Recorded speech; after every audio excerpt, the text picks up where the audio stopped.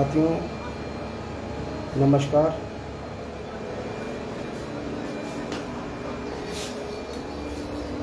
जैसा कि आपको विदित है, आज खनन विभाग उत्तराखंड के द्वारा एक बैठक रखी गई थी। बैठक में जो है प्रमुख मुद्दा जो है कुछ सुझाव को लेकर था और कुछ समय पूर्व खनन विभाग के द्वारा एक रवाने को लेकर जो है भार क्षमता के अनुसार ही जो है रवाने कटेंगे। तो इस पर जो है आज एक बैठक थी और बड़े ही सौहार्दपूर्वक बैठक हुई और अपने खनन निदेशक उत्तराखंड अपने राजपाल लेखा जी के द्वारा हमारी काफ़ी समस्याओं का त्वरित समाधान भी किया और सभी लोगों के पक्ष सुने गए। स्टोन क्रेशर जितने भी इस इंडस्ट्री से जुड़े हुए हैं, ये बहुत बड़ी इंडस्ट्री है और पहले इस इंडस्ट्री का नाम एक उद्योग हुआ करता, उसमें खनन निदेशालय उद्योग ऐसा कुछ लिखा जाता था। आज हालांकि इसमें जो है आज उद्योग शब्द हटा दिया गया है, लेकिन ये उत्तराखंड के लिए एक उद्योग है, बहुत बड़ा उद्योग इसलिए है कि हमारे यहाँ नदियाँ बहुत हैं, नदियाँ हैं, नाले हैं और क्योंकि खनन सामग्री सबसे ज़्यादा हमारे यहाँ है और हमारे यहाँ से खनन सामग्री बह के जो है जमुनानगर जाती है, नदियों में पंजाब जाती है, जमुना जहाँ ये नदियाँ सहायक नदियों में मिलकर नदियों में जाती है। तो वहाँ से हमें कभी कभी हरियाणा से हमें रेत खरीदना पड़ता है ऋषिकेश में। तो सबसे बड़े इसके जो प्रोडक्ट है, जो सबसे जहाँ मटेरियल है वहाँ पे उत्तराखंड बसा हुआ है। तो इसलिए ये उद्योग है, बहुत बड़ा उद्योग है। तो इस उद्योग के हिसाब से ही जो इसमें कार्यनीति बननी चाहिए। हालांकि जब से उत्तराखंड में जो है खनन निदेशक महोदय चेंज हुए हैं, तो उसको एक व्यापारिक दृष्टि से जो उन्होंने जो बहुत अच्छे ढंग से जो है नदियाँ भी खोली हैं और नियमों के अनुसार भी खोली हैं। और उसमें हमको एक पक्ष तो वो है, जो पक्ष जो है क्रैशर वाला है, स्क्रीनिंग प्लांट वाला है, भंडारण वाला है, एक पक्ष ट्रांसपोर्टर है। तो आज कहीं ना कहीं ट्रांसपोर्ट इसकी मेन रीड है, ट्रांसपोर्ट इसकी जो है मेन रीड है। तो ट्रांसपोर्ट इसमें आपने एक बहुत अच्छा निर्णय खनन निदेशक महोदय ने जो इसमें निकाला कि भाई हम जितनी गाड़ी पास है, लोड है, पासिंग क्षमता के अनुसार ही जो है, क्योंकि इसमें कई बार सरकार को भी जो है कटघरे में खड़ा कर दिया गया है। ओवरलोडिंग से जो दुर्घटनाएं प्रदेश के अंदर हुई हैं, जैसे लक्सर में जो है पूर्व विधायक कुंवर प्रणय सिंह चैंपियन जी ने भी जो है वहाँ पे काफ़ी डंपर बंद कराए, रुकवाए, उनको सड़क में रोका, ड्राइवरों को जो है डांटा फटकारा उनको। ऐसे ही जो है हमारे विपक्ष के जो नेता हैं यशपाल आर्य जी ने, उन्होंने भी जो है इस बात का विरोध जताया कि भाई एक्सीडेंट से दुर्घटनाएं हो रही हैं। और ऐसे कई जगह ऐसी आवाज़ें उठी हैं कि ओवरलोडिंग से जो है कई मोटरसाइकिल वाले, कई दुर्घटना, अभी मालदेवता में भी एक दुर्घटना हुई है। तो उसको लेकर खनन विभाग के द्वारा एक एक्शन लिया गया और एक्शन लेने पे जो है उन्होंने अपने पोर्टल में एक जानकारी पूरे उत्तराखंड में प्रेषित करी कि भाई आप लोगों को अब हम जो खनन सामग्री देंगे वो मानक के अनुसार देंगे, क्योंकि इसमें दुर्घटनाएं हो रही हैं। फिर सरकार को लोग कटघरे में खड़ा करते हैं, फिर खनन विभाग के ऊपर भी उंगली आ जाती है। तो हमारी भी इसमें कहीं ना कहीं जिम्मेदारी बनती है। तो इसके लेकर काफ़ी जो दो प्रकार के व्यापारी हमारे पास, एक क्रैशर व्यापारी है और एक है ट्रांसपोर्टर व्यापारी। क्रैशर व्यापारी और ट्रांसपोर्टर व्यापारी।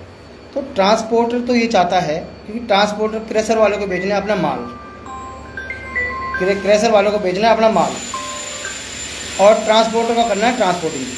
तो दोनों पक्ष अलग अलग हैं। तो हमारा पक्ष जो वो ट्रांसपोर्टिंग का था कि भाई हमारे साथ ट्रांसपोर्टरों के साथ बहुत बड़ी समस्या हो रही है।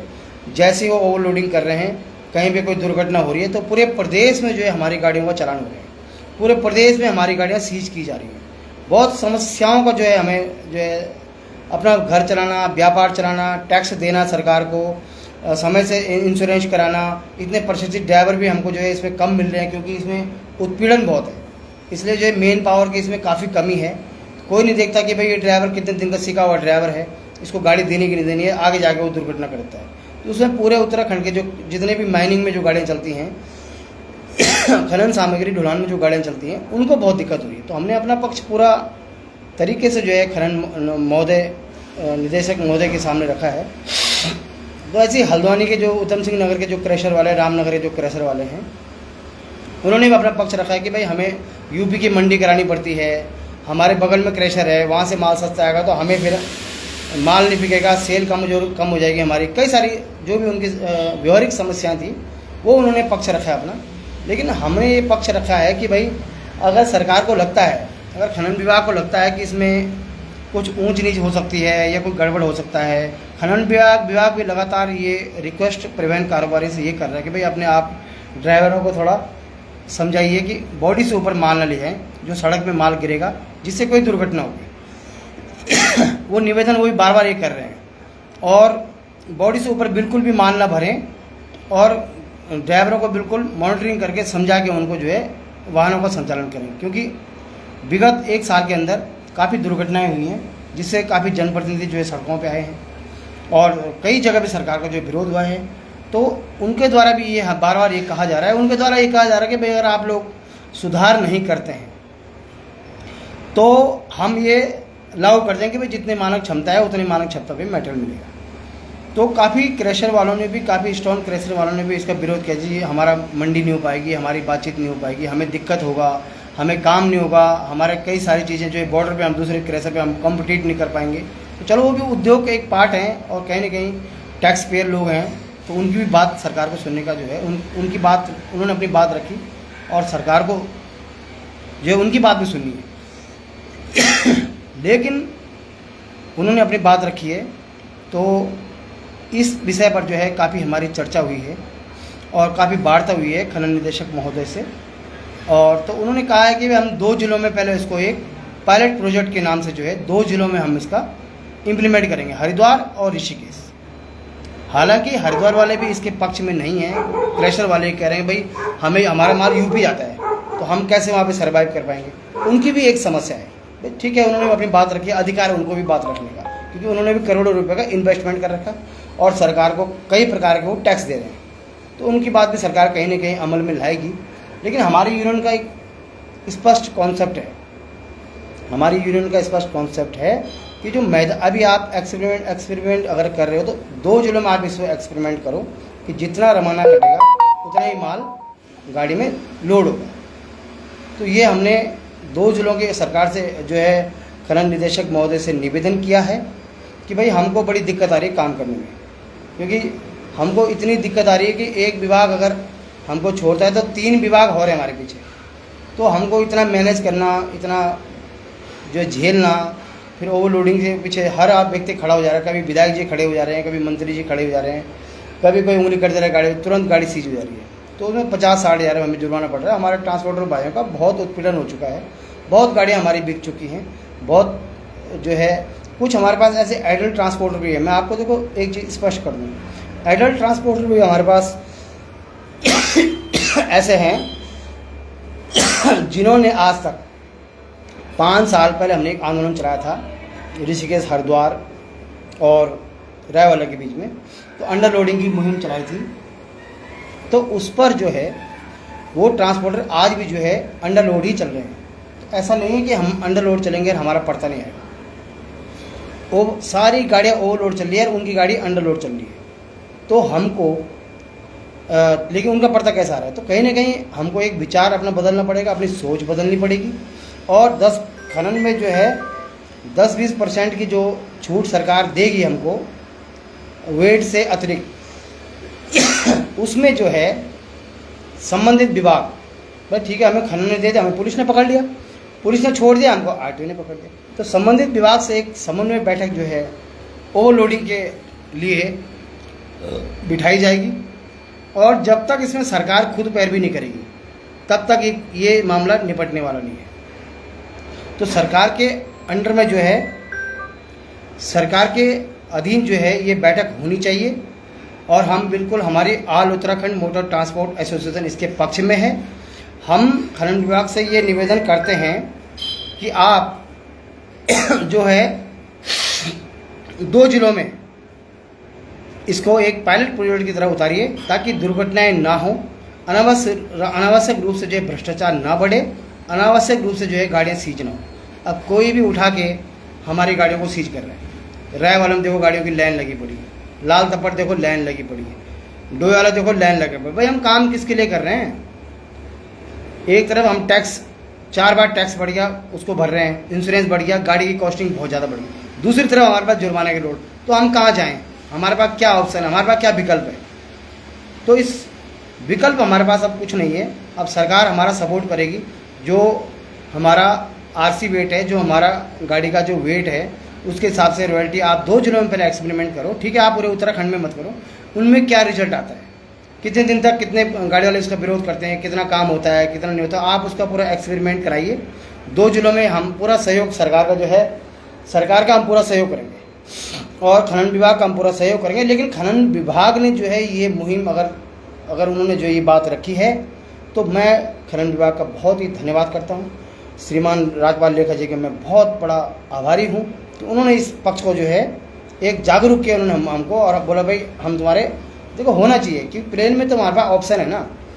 हमारे पास जो वाहन है 12 टन से लेकर और 55 टन तक के हमारे पास वाहन है, तो हमें कोई दिक्कत नहीं है, हमें कोई दिक्कत नहीं चलने के लिए, हमारे वाहन स्वामी को कोई दिक्कत नहीं है। हम पूरा सपोर्ट करते हैं और इस व्यवसाय को बचाने के लिए देखो खनन विभाग को भी कहीं ना कहीं जो है कुछ डिसीजन लेना पड़ेगा, और सरकार को भी हमारे साथ देना पड़ेगा, और पुलिस विभाग को भी हमारा साथ देना पड़ेगा, परिवहन विभाग को देना। लेकिन सरकार समन्वय बैठक एक जरूर कराए कि भाई इन लोगों को आप सपोर्ट करोगे, इन लोगों को आप सपोर्ट करोगे। सरकार जरूर इन विषयों को लेकर हमारा सहयोग करेगी, हम भी सरकार का सहयोग करेंगे। तो दुर्घटनाएं अगर रोकनी है तो इसके लिए जो है सरकार को भी 2 कदम आगे आना पड़ेगा, और हम पूरा सहमत हैं, हम पूरे तैयार हैं इन विषयों को लेकर, अगर सरकार हमारा पूरा सपोर्ट करती है। तो आज की जो बैठक थी उसमें 2-3 मुद्दे हमने और भी जो है परिवहन विभाग के खनन विभाग के आगे लगाए थे। खनन विभाग उत्तराखंड में ऐसी गाड़ियाँ रजिस्टर्ड हैं जो यहाँ पे ना तो राज्य से राज्य परिवहन कर रही हैं और ना ही यहाँ पे टैक्स बढ़ती है, तो उसका एविडेंस हमने जो है खनन विभाग को दिया है। और एक निवेदन हमने 1 महीने पहले भी किया था, आज भी मैंने टेबल पे बात की है कि मैंने सर आप जो गाड़ी आप रजिस्टर कर रहे हो खनन विभाग में, अपने यहाँ जो आपके यहाँ खनन पोर्टल पर जो गाड़ियाँ रजिस्टर्ड हो रही हैं, आप उनको जो है संबंधित RTO ऑफिस से परमिशन NOC ले आएगा कि भाई ये गाड़ी यहाँ पे संचालन हो सकती है। तो NOC की आप एक डिमांड उसमें लगा लीजिए पोर्टल में, और इस प्रकार से आप जो है हमारा, ताकि यहाँ पे टैक्स चोरी ना हो सके। ठीक है, आपने 1200 करोड़ रुपए जो है टैक्स राजस्व जो है खनन से उत्तराखंड को मिला है, और उत्तराखंड सरकार को, हमारी गवर्नमेंट को मिला है, और परिवहन से भी हमको काफ़ी अच्छा राजस्व मिल सकता है जब यहाँ पे टैक्स चोरी पे पूरा प्रतिबंध रहेगा। यानी हम उत्तराखंड वासियों पे 4 बार टैक्स बढ़ गया, और बाहर वाले यहाँ पे जो है हरियाणा पंजाब वाले यहाँ पे जो अपनी गाड़ी चला रहे हैं बिना टैक्स दिए हुए। हरियाणा का टैक्स जो कितना कम है, टैक्स के बारे में पहले बता चुका हूँ भाई, हरियाणा 3 गुना टैक्स हमारे यहाँ ज़्यादा है। वहाँ 100 रुपये टन है तो हमारे 300 रुपये टन, 324-25 रुपये तक चलेगा हमारा टैक्स। तो हम ही टैक्स बनने के हकदार क्यों? हमारा सवाल है कि हम ही टैक्स बनने के हकदार क्यों, और जो अन्य राज्यों में गाड़ी आ रही है उस पर टैक्स चोरी करवाने के अधिकारी कौन है? वो अधिकारी जो यहाँ पर टैक्स चोरी करवा रहे हैं उनसे। भाई टैक्स चोरी करना एक बहुत बड़ा अपराध है, तो ये तो अपराध की श्रेणी में उसको परिवहन विभाग लाए, लेकिन ये किसी को अधिकार हम थे, इसके लिए हम लड़ाई लड़ रहे हैं। और यदि हमारी बातें नहीं सुनी जाएगी तो माननीय न्यायालय के पटल में भी बातें रखेंगे। तो खनन विभाग का एक अच्छी पहल है, और कोई भी सुझाव किसी के पास हो तो आप खनन विभाग को जरूर दें, क्योंकि वो खनन विभाग को लोग खनन की दृष्टि से जब देखते हैं तो सीधा उन्होंने खनन करने वाला बंदा है। तो एक उद्योग है, उद्योग का उत्तराखंड का एक प्रमुख उद्योग के रूप में उसको लाया जाए, मेरा ये खनन विभाग से निवेदन है। और कहीं न कहीं युवाओं को भंडारण नीति में जोड़ा जाए। जो माननीय त्रिवेंद्र रावत जब मुख्यमंत्री थे, उन्होंने जो है रिवर डेजिंग एक योजना चलाई थी, और रिवर डेजिंग में जो है उन्होंने जो है जिस गांव में काम होगा, जिस ज़िले में काम होगा, उसी ज़िले का व्यक्ति उसमें पार्टिसिपेट करेगा। ये बहुत अच्छी उनकी जो है सोच थी और बहुत अच्छी उन्होंने उत्तराखंड के प्रति, उत्तराखंड के रहने वालों के प्रति उनकी अच्छी विचारधारा है, अच्छी सोच है। तो उनके द्वारा काफ़ी लोगों को रोज़गार मिला है, काफ़ी लोग इसमें जुड़े हुए हैं। अब देखो आप नए लोग जुड़े हैं, जब सरकार ने नीति बनाई तभी तो जुड़े हैं। तो हमारा ये निवेदन है कि सरकार ऐसी पॉलिसी लाए तो यहाँ के परिवहन कारोबारी, देखो परिवहन कारोबार पर टिका हुआ सारा चीज़। अब हम एक आंदोलन करेंगे, चक्का जाम करेंगे तो उससे सरकार से हमारा ध्वंस बढ़ेगा, विध्वंस होगा। हम क्यों ना बैठ के बात करें, बैठ के ये मुद्दे सुलझाएं। तो सरकार के साथ हमने जो स्पष्ट जो है खनन निदेशक महोदय को बताया कि आप 2 जिलों में इस पायलट प्रोजेक्ट को जो आपने वेबसाइट पे करा था, 2 जिलों में आप एक्सपेरिमेंट करके 4-6 महीने चलाइए। उसके बाद क्या रिजल्ट आता है फिर हम आपके साथ बैठेंगे, फिर चर्चा करेंगे, फिर आगे इसकी योजना बनाएंगे।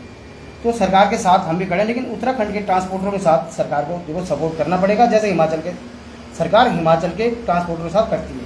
100 रुपये टन है वहाँ टैक्स, और यहाँ 200-315 रुपये टन है।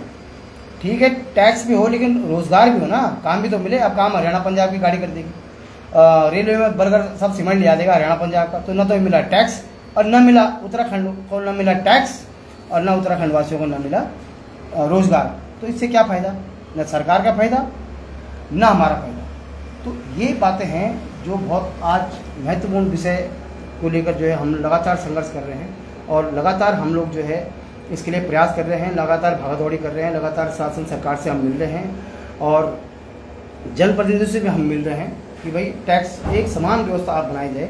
जो टैक्स चोरी है इन पे जो है सख्त कानून बनाए जाएँ, इनका बिल्कुल धरातल में पालन किया जाए और ओवरलोडिंग पे बिल्कुल अंकुश लगे।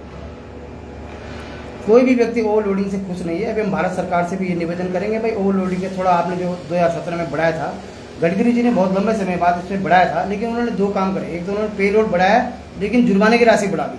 तो जुर्माने की राशि जब से बढ़ाई तब से एक ट्रांसपोर्ट व्यवसाय खत्म हो गया, जीरो हो गया बिल्कुल। लोग परेशान हुए, लोग त्रस्त हो गए, लोग मतलब जो काम 100 रुपये में होता था वो काम 2000 में हो रहा है, तो लोग बहुत परेशान हो चुके हैं। तो मैं गडकरी जी से ये भी निवेदन करूँगा, पे लोड क्या और बढ़ाने का हम जो है अभी सिफारिश करेंगे कि भाई थोड़ा लोड और बढ़ाओ, क्योंकि पब्लिक के ऊपर भी इसका सीधा भार पड़ता है। डीजल पेट्रोल भी इतना महंगा हो चुका है, गाड़ी की कॉस्टिंग इतनी बढ़ चुकी है, गाड़ियों का पार्ट्स आपने इतना हैवी कर दिया है और लोड क्षमता आपकी वही है। तो लोड क्षमता से कहीं ना कहीं भ्रष्टाचार को जन्म दिया जा रहा है। भ्रष्टाचार की जड़ें बहुत मजबूत हो रही हैं, भ्रष्टाचार के पेड़ बहुत बड़े बड़े हो चुके हैं लोड क्षमता के कारण। तो ट्रक वालों को जो है, डंपर वालों को, जो टिप्पर वालों को, इस तरीके से उनका जो है बार बार उनका एक स्वतंत्रता चाहिए, उनको भी आज़ादी चाहिए, उनको भी काम करने की। अपने राज्य में जब वो टैक्स दे रहे हैं, जहाँ हिमाचल में 100 रुपये टैक्स है, यहाँ 315 रुपये टैक्स दे रहे हैं, लेकिन उनको भी काम करने की आज़ादी चाहिए। तो इस आज़ादी के लिए हम लगातार संघर्ष कर रहे हैं। जितने भी लोग हमसे जुड़ेंगे पूरा सपोर्ट मिलेगा और उत्तराखंड मोटर ट्रांसपोर्ट एसोसिएशन की तरफ से, और एसोसिएशन पूरा अपना पक्ष रखेगी, न्याय व्यवस्था में भी अपना पक्ष रखेगी और सरकार के सामने भी अपना पक्ष रखेगी, सरकार के जो अधिकारी हैं उनके सामने भी अपना पक्ष रखेगी। बिल्कुल कठोरता के साथ हम पक्ष रखेंगे परिवहन कारोबारियों का। किसी भी हमारे पास ये नहीं कि हमारे पास कोई टिप्पर वाला है, कोई डंपर वाला है, हमारे पास बस वालों के मुद्दे हमने लगा रखे हैं, टैक्सी वालों के मुद्दे भी हमने कई सारे लगा रखे हैं। और उत्तराखंड का कोई ऐसा परिवहन कारोबारी नहीं जिसके मुद्दे हमने लगाए नहीं है। और आपके जो है ये भी हमने टेम्पो ई रिक्शा वालों के भी हमने मुद्दे लगा रखे हैं, भाई आपने अनियंत्रित परमिट बांट दिए, तो बहुत सारी चीज़ें हमने सबकी लगा रखी हैं। तो सभी लोग हमारे साथ हैं, सभी लोग और उत्तराखंड मोटर ट्रांसपोर्ट यूनियन के साथ हैं। तो साथियों लगातार हम इस विषय को लेकर आज हमारी जो बैठक थी, मैं धन्यवाद देना चाहता हूँ अपने जो खनन निदेशक महोदय हैं, उनका मैं धन्यवाद देना चाहता हूँ। उनकी जो सोच है वो एक व्यापारिक सोच है। अरे ये उद्योग है, उत्तराखंड के लोगों को उद्योग में आप कैसे जोड़ेंगे, किस प्रकार से जोड़ेंगे, कैसे उनका भला होगा। और ट्रांसपोर्ट एक चीज़ का खनन विभाग ध्यान रखे, ट्रांसपोर्ट पे ही आपके खनन विभाग पूरा टिका हुआ है। अगर ट्रांसपोर्ट ने एक दिन की हड़ताल कर दी तो खनन विभाग जीरो बिल्कुल, क्योंकि खनन में सब ज़्यादा काम है ट्रांसपोर्ट का। इसलिए ट्रांसपोर्ट को पुलिस कैसे सपोर्ट करेगी, आरटीओ कैसे सपोर्ट करेगा, खनन विभाग कैसे सपोर्ट करेगा, सरकार कैसे सपोर्ट करेगी, ये सरकार को तय करना है। हम सरकार के साथ हैं, कंधे से कंधा मिलाकर, और विभाग के साथ हैं। और जिस व्यक्ति को भी अपने कुछ सुझाव देने हैं, कोई अच्छे सुझाव देने हैं सरकार को, तो वो बिल्कुल पटल पर रखें। बार बार जो है खनन विभाग के द्वारा ये आग्रह किया जा रहा है कि आग्रह किया जा रहा है कि आप जो है विषय को रखिए, आप सुझाव रखिए, आप सुझाव रखिए। तो सभी लोग उत्तराखंड के जितने भी लोग, सभी ग्रुपों में सूचना जाएगी, तो सभी लोग सुझाव जरूर दें। फिर आपको हम जो है हमारी यूनियन के द्वारा या आप स्वयं भी जो है खनन निदेशक महोदय के सामने अपनी बात रख सकते हैं। कहीं भी आपको कोई दिक्कत आ रही है, आप खुलकर अपनी बात रखें, कोई दिक्कत नहीं। तो साथियों, ये आज की जो बैठक है उसका एजेंडा मुख्य यही था, और हम लगातार आपके लिए आपकी जो बातों को आगे बढ़ा रहे हैं। तो प्रदेश के अंदर जितने लोग भी इससे जुड़े हुए हैं, अपने अपने सुझाव हमको भेजें, ऑल उत्तराखंड मोटर ट्रांसपोर्ट को। अगर आपके दूर सीमांत क्षेत्र में बैठे हुए हैं, अगर आप पिथौरागढ़ में बैठे हैं, अगर आप बागेश्वर में बैठे हैं, आप उत्तरकाशी में बैठे हैं, आप त्यूनी में बैठे हैं, आप टनकपुर में बैठे हैं, तो अपनी बातों को जो है अपनी लेटर के माध्यम से, कुछ सुझाव आपके पास हैं, खनन के संबंधित सुझाव हैं, कहीं पे कुछ हो रहा है तो आप सुझाव जरूर भेजें। हम आपके सुझावों को सरकार तक पहुंचाएंगे, और जितनी भी बैठक होंगी हम सरकार के बिल्कुल उन बैठकों में सरकार का सहयोग करेंगे, अपने सुझाव रखेंगे, और उत्तराखंड के परिवहन कारोबारियों को, उत्तराखंड के युवाओं को कैसे हम जो है रोजगार, कैसे इस उद्योग में जो है अधिक से अधिक लोगों को जोड़ेंगे, अधिक से अधिक लोगों को प्रयास करेंगे, सरकार के समक्ष बात रखेंगे, अधिकारियों के समक्ष बात रखेंगे, उनसे लड़ेंगे भिड़ेंगे, बिल्कुल उनसे आपके लिए जो है जी जान लगा देंगे हम। लेकिन पहला अधिकार जो आपका है उत्तराखंड के परिवहन कारोबारी का, उत्तराखंड के जो रहने वाले लोगों का, उनका पहला अधिकार इसमें उद्योग, क्योंकि नौकरियां कितने देगी सरकार, ये स्वावलंबन है, स्वयं के दम पे जो काम हो रहा है। आपने देखा कि हमारे परिवहन कारोबार में एक महिला, एक दीदी हमारी, एक बहन हमारी श्रीनगर से जो है पंजाब की टैक्सी चला रही, श्रीनगर से पंजाब, श्रीनगर से दिल्ली, श्रीनगर। तो सोचो साथियों, एक कुमाऊं से हमारी बहन, तो हमारी बहनें भी स्वावलंबन, स्वयं के दम पे हमारी बहनें भी काम करने लगी है, कितनी बड़ी बात है। तो परिवहन कारोबार में सरकार ये ना सोचे चंद लोग हैं, हमारी बहनें भी इसमें, हमारे भाई भी हैं, हमारे युवा भी हैं, हमारे बुजुर्ग भी हैं, सभी लोगों की रोजी रोटी इससे चल रही है। और सरकार इस रोजी रोटी को कैसे मजबूत करे, टैक्स की लागत को कम करे, और उत्तराखंड के परिवहन कारोबार को क्या सहयोग सरकार ने करना है, इस पर सरकार विचार करे। हम सरकार के साथ हैं, बिल्कुल हम जो है परिवहन विभाग के साथ हैं, लेकिन विभाग हमारे बारे में क्या सोच रहा है, हमारे उत्तराखंड के परिवहन कारोबारियों के बारे में क्या सोच रहा है, इस पर विभाग को विचार करना होगा।